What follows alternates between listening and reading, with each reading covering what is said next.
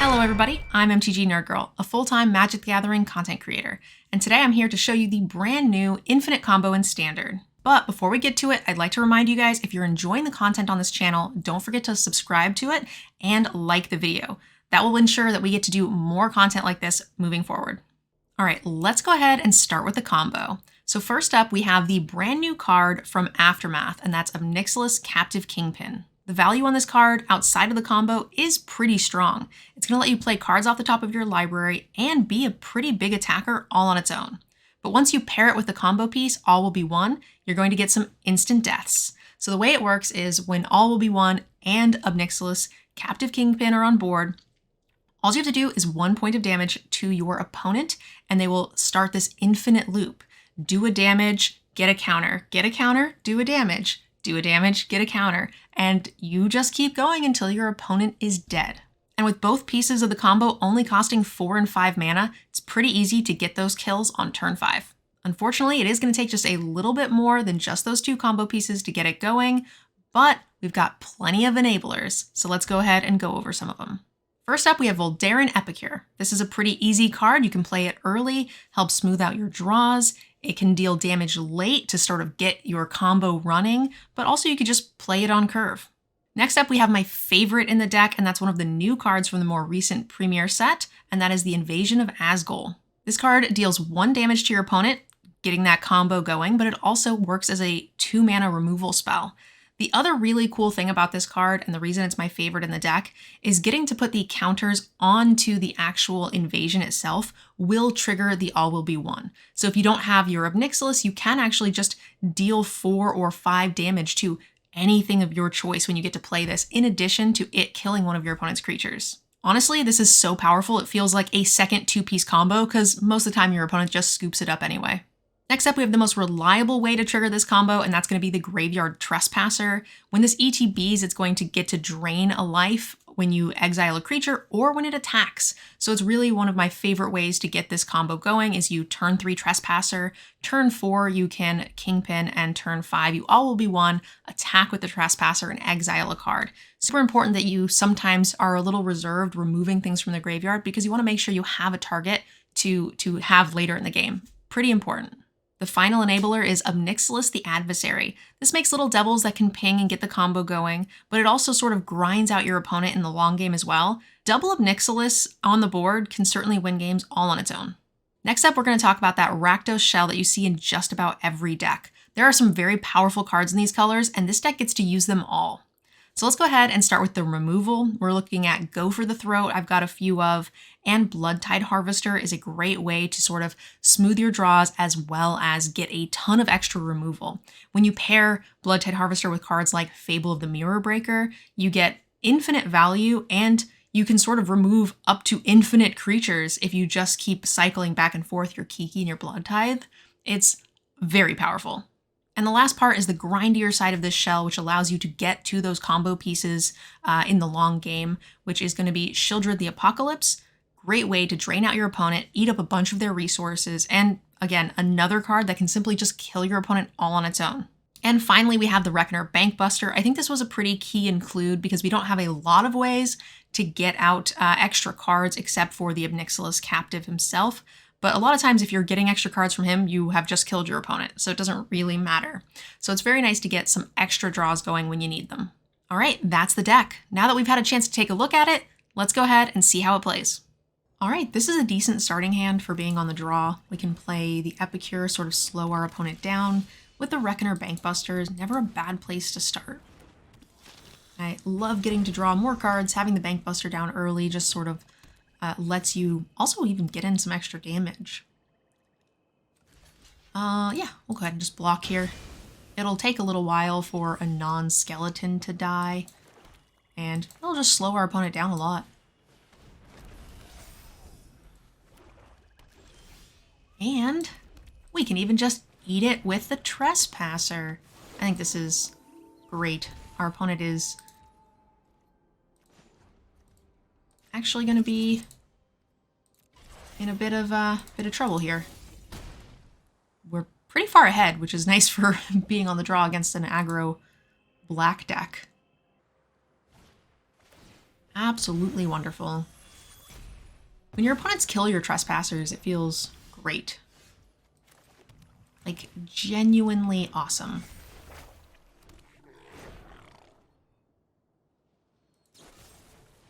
You got it.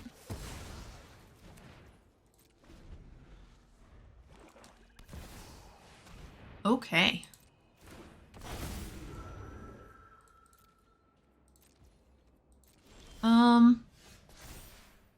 Oh. Okay. We have the win if we find an untapped land next turn. If we go all will be won first into a Nixilis invasion, that's just the whole thing. And they have shown us their entire hand, so they have no removal for the Nixilis. Oh no! We didn't find it. We can kill the Junji with the invasion, but then we lose our option for the Nixilis. So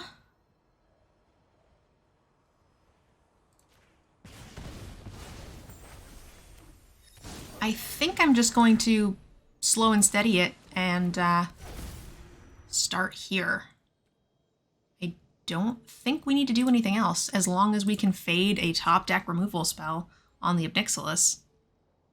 I would probably play this a little bit differently if my opponent had a full hand of cards, but I see no reason to not just lock in the win for the next turn.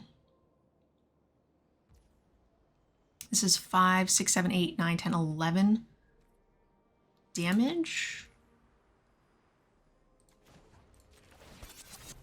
We're going to crew it up.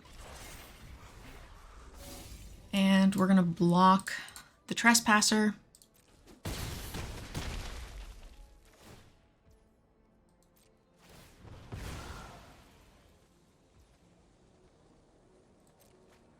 And hope they don't find a answer.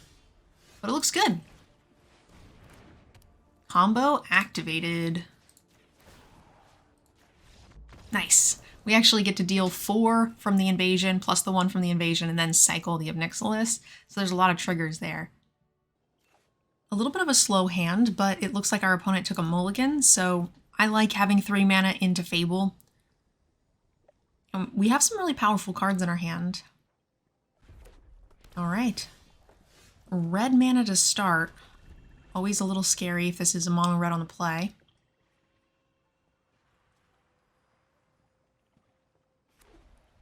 Oh. A Reckoner Bankbuster. Not at all what I was expecting to see.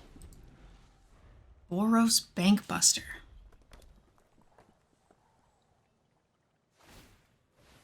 All right, they have a nice slow start for us, which is fine by me. Happy to Fable here. Start getting some early treasures. I think we're happy to pitch one of the Trespassers and probably a Trespasser and an all will be one. Static Net. Okay, so that's gonna kill my treasure generator, which is weird. I feel like the Trespassers are not as great. We definitely want some land.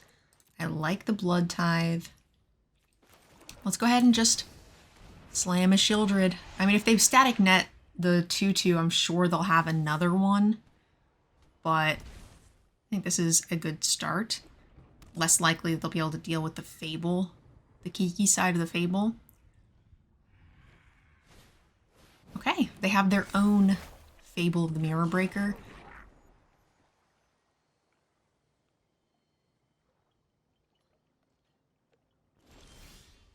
Interesting.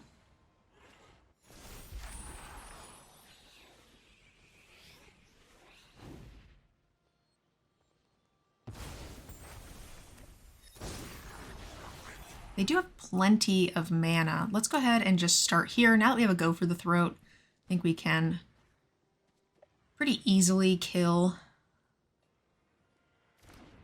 kill their shaman token. And do we think they're gonna have a board clear? In Boros with tokens and stuff, I'm gonna say no.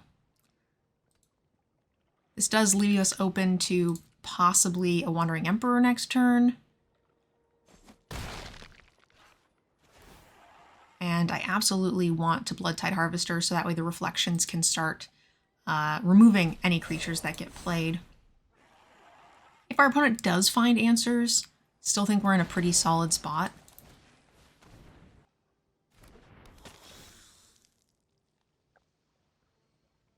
We have so many good pieces on the board that so long as they just don't have a board clear, we're great. Now, I don't think they would have shocked our Fable of the Mirror Breaker there if they had a board clear, so feeling pretty comfy. Opponent is taking some extra damage. They're going to cycle some away here.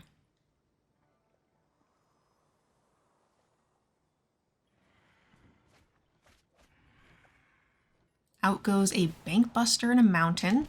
Take an additional 4. You don't see a lot of Boros. I'm really interested in what is going on in this deck. Because they have to have some white haymakers, right? Oh. That's not at all what I was expecting to see. So if you're making Power Stones, you maybe have like Cityscape Leveler. Like that's kind of a thing that you see some decks running. Interesting.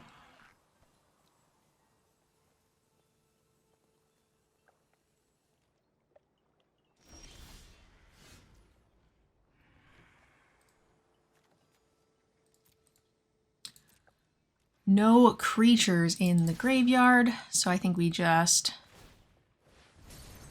attack for 6, and I'm gonna go ahead and just play the All Will Be One. The Nixilis the following turn lets me sort of blow up just about anything I want, which is really nice, because we will get a ton of Oh, cancel.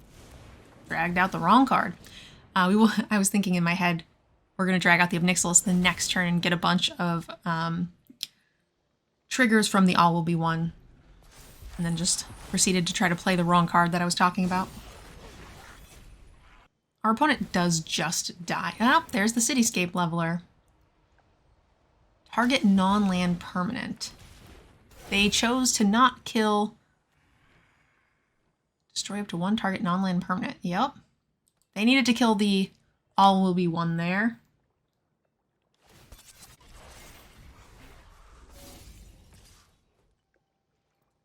I don't think there's anything they could have that would stop us from killing them here. We will just kick this, and we're going to get an additional 6 counters, plus we could tick them both up for an additional 2 points of damage. And they probably don't even see it, because a lot of people don't see the interaction between All Will Be One and like Planeswalkers and Sagas. It's a pretty nice way to close out a game. All right, that's a pretty good starting hand. We have a beautiful curve. None of our combo pieces, but we can certainly find them by filtering out some of our bloods to smooth out our draws. Overall, I think this is a pretty solid hand. All right, we're playing against some enchantments. Not a problem. The nice thing about the Epicures and the Bloodtide Harvesters is that we do actually get enough bloods to kill some larger creatures. That's pretty cute. Getting to copy some abilities here. Very cute indeed. I'm gonna go ahead and just kill this before they get to do too much, because ossification also lets them double that ability, and that is not a thing we really want to happen in this game. Happy to trade the Epicure as well.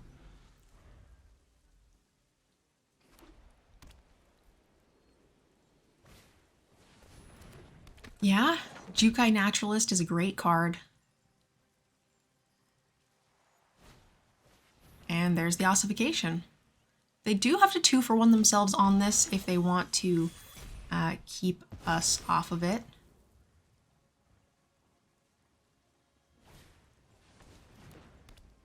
All right, Spirited Companion. Huh. Let's go ahead and just play our Epicure and hold open the Go for the Throat.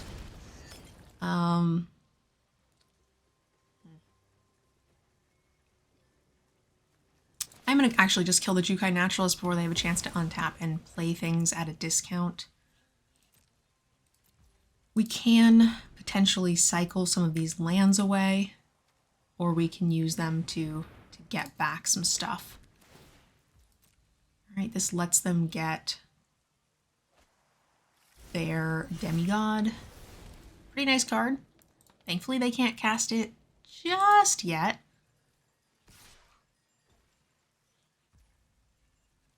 We will go ahead and block. It's going to do a little damage to the invasion, but not a ton. They get to redraw. Land-wise, we're still feeling kind of okay. I am going to go ahead and get rid of the Takenuma. Keep the red for the All Will Be One spell in case we can find it. All right, we got our first piece of the combo. We're going to go ahead and hold on to it because we are going to want to draw extra cards next turn. And we are going to go ahead and just play our land as well. We could activate on the Nixilis and get the card draw, but we do need to make sure that we are able to activate it should we be able to find our All Will Be One. And we have to fade a second ossification all while that is happening.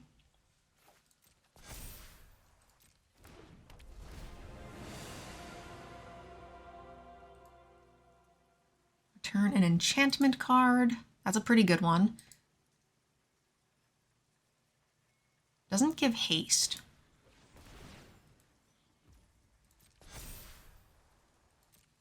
Does give trample though, which means that the invasion would be out the door possibly. Okay.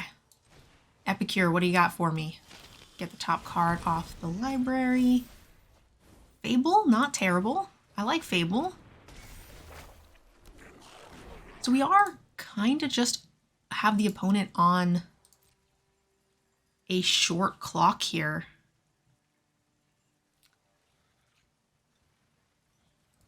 I'm going to go ahead and attack. I think we are in the lead in this. And if we can do some more points of damage, if we can find All Will Be One. We have 3 bloods. I think this turn is this past turn was the switching point from us sort of being on the defense and needing to shell up to us actually just being able to race them, because at this point I think we can if we can avoid the ossification.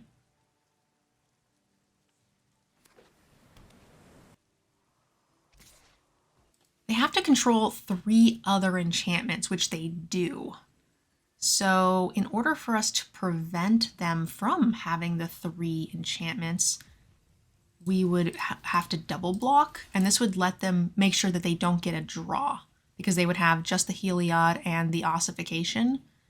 It does mean I don't get to attack with a treasure next turn, but it does mean they don't get 1 more card draw. And I think that is the important thing, is we just need to keep them from finding any of their answers. We get quite a few redraws with Fable as well. And the blood tokens, we can spare a few. We could have thrown 1 more Epicure under there to stop this thing from flipping, I guess.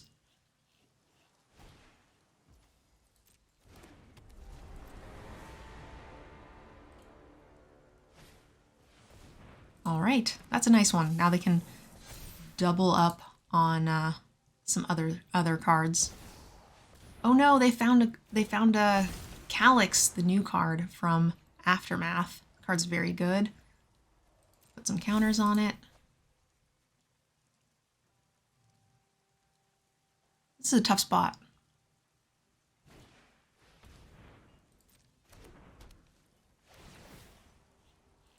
Oh boy. They get to draw a card when they play an enchantment. Whenever they play an enchantment, they get counters. That was not it. We are looking for anything that deals 1 damage. That can be the aura, an epicure, the invasion, not a mountain, because that will get us to the correct amount of damage if we can just find an invasion. There we go. All right, cool. So that will do 1 damage to the opponent, getting them to 7, which will trigger the +1/+1 counter on the Nixilis, and that should be game. Very nice. Off the top, we got a lot of free looks at it. That's the nice thing about the deck, is it's pretty consistent when you need to find those enablers. Now that is a pretty good starting hand. We're on the play. We have both colors of mana, Bloodtide Harvester into Fable. Doesn't get much better for us in any opening hand. All right, looks like we're playing against, This is an interesting one. I think I'm a little bit more interested in getting the Bloodtide Harvester down than I am the Invasion or the Go for the Throat at the moment. I'd love to be able to double spell at some point, so I'm kind of interested in like Bloodtide Harvester into Fable.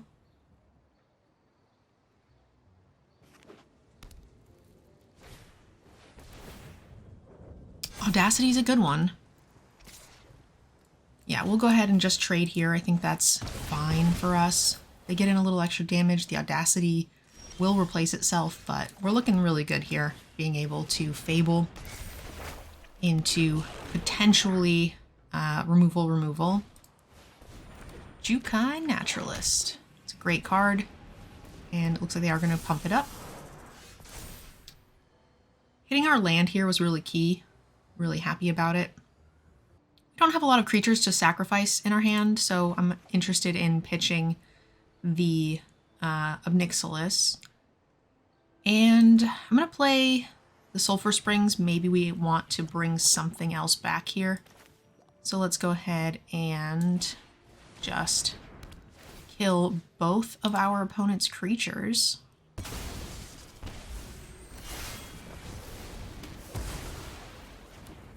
And I will make a treasure and start chipping away at this invasion as well. Get a free card.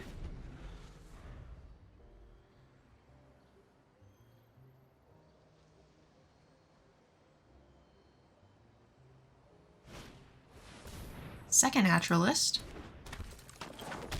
Not a big concern. All right.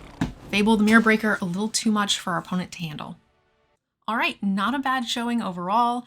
I definitely think this deck is a lot of fun and has a ton of different ways that it can win. I would love to hear down below in the comments what you guys think of the new deck. Let me know what you guys think of the combo and the overall Rakdos shell. I will post a comment down below with a link so you guys can export this deck onto Arena for yourselves. Now, don't forget, if you guys enjoyed this content, make sure you guys follow and subscribe to this YouTube channel, as well as like this video. You guys can always check out my other content on my personal YouTube channel as well as Twitch at MTGNerdGirl. Thank you so much for watching. I look forward to chatting with you guys about the deck down below in the comments.